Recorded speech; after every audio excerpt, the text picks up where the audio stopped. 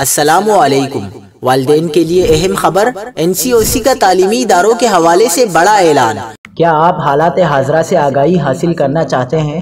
خبر کے پیچھے چھپے اصل حقائق جاننا چاہتے ہیں تو ابھی سبسکرائب کیجئے ذیل پاکستان کو اور ساتھ ہی گھنٹی کے نشان پر کلک کر دیں۔ آپ کو بتاتے چلے کہ national command and operation centre نے کورونا کیسز میں اضافے کے پیش نظر تعلیمی اداروں کے حوالے سے کہا ہے کہ 10% سے زائد شرح والے شہروں میں اسکولوں میں 50% بچوں کی اجازت ہوگی۔ اعلامیے میں کہا گیا کہ 10% سے زائد شرح پر 12 سال سے کم بچوں کی نصف تعداد اسکول جا سکے گی، جبکہ 12 سال سے زائد عمر 10% طلبہ اسکول آئیں گے۔ NCOC کا کہنا ہے کہ ملک بھر کے تعلیمی اداروں میں بھرپور کورونا ٹیسٹنگ آئندہ 2 ہفتے ہوگی، جبکہ بلند شرح والے تعلیمی ادارے 1 ہفتہ بند رکھے جائیں گے۔